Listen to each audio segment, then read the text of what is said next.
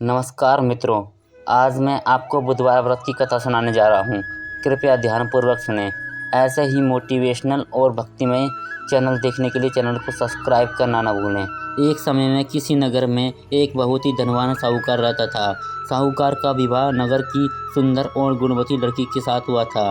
एक बार वो अपनी पत्नी को लेने बुधवार के दिन ससुराल आ गया और पत्नी के माता पिता से विदा कराने के लिए कहा।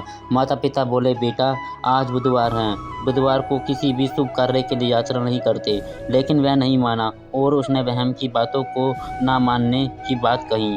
दोनों ने बैलगाड़ी से यात्रा प्रारंभ की। 2 कोस यात्रा के बाद उसकी गाड़ी का एक पहिया टूट गया। वहां से दोनों ने पैदल की यात्रा शुरू की। रास्ते में पत्नी को प्यास लगी तो साहूकार उसे एक पेड़ के नीचे बैठाकर जल लेने के लिए चला गया। थोड़ी देर बाद जब वो कहीं से जल लेकर वापस आया तो वह बुरी तरह से हैरान हो उठा, क्योंकि उसकी पत्नी के पास उसकी ही शक्ल सूरत का एक दूसरा व्यक्ति बैठा था। पत्नी भी साहूकार को देखकर हैरान रह गई। वह दोनों में कोई अंतर नहीं कर पाई।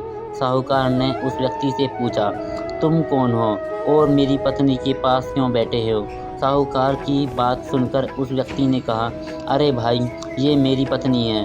मैं अपनी पत्नी को ससुराल से विदा करा कर लाया हूँ, लेकिन तुम कौन हो जो मुझसे ऐसा प्रश्न कर रहे हो? साहूकार ने लगभग चीखते हुए कहा, तुम ज़रूर कोई चोर या ठग हो। यह मेरी पत्नी है। मैं इसे पेड़ के नीचे बैठाकर जल लेने गया था। इस पर उस व्यक्ति ने कहा, अरे भाई, झूठ तो तुम बोल रहे हो। पत्नी को प्यास लगने पर जल लेने तो मैं गया था। मैं तो जल लाकर अपनी पत्नी को भी पिला दिया है। अब तुम चुपचाप यहाँ से चलते बनो, नहीं तो किसी सिपाही को बुलाकर तुम्हें पकड़वा दूंगा। दोनों एक दूसरे से लड़ने झगड़ने लगे। उन्हें लड़ते देख बहुत से लोग वहां एकत्र हो गए। नगर के कुछ सिपाही भी आ गए। सिपाही उन दोनों को पकड़कर राजा के पास ले गए। सारी कहानी सुनाकर राजा भी कोई निर्णय नहीं कर पाया। पत्नी भी उन दोनों में से अपने वास्तविक पति को नहीं पहचान पा रही थी। राजा ने उन दोनों को कारागार में डाल देने को कहा। राजा के फैसले को सुनकर असली साहूकार भयभीत हो उठा। तभी आकाशवाणी हुई, साहूकार, तूने माता पिता की बात नहीं मानी और बुधवार के दिन अपने ससुराल से प्रस्थान किया। ये सब भगवान बुद्धदेव के प्रकोप से हो रहा है। साहूकार ने भगवान बुद्धदेव से प्रार्थना की, हे भगवान बुद्धदेव, मुझे क्षमा कर दीजिए। मुझसे बहुत बड़ी गलती हुई।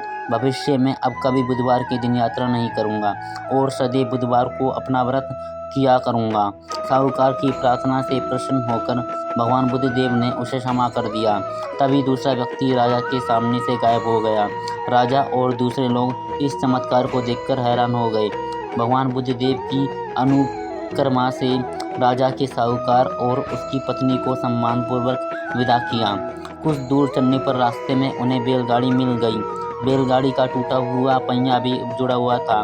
दोनों उसमें बैठकर नगर की ओर चल दिए। साहूकार और उसकी पत्नी दोनों बुधवार का व्रत करते हुए आनंदपूर्वक जीवन यापन करने लगे। भगवान बुद्धदेव की अनुकर्मा से उनके घर में धन संपत्ति की वर्षा होने लगी। जल्द ही उनके जीवन में खुशियां ही खुशियां भर गईं।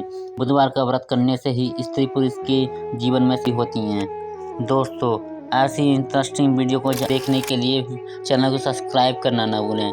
Thanks for watching.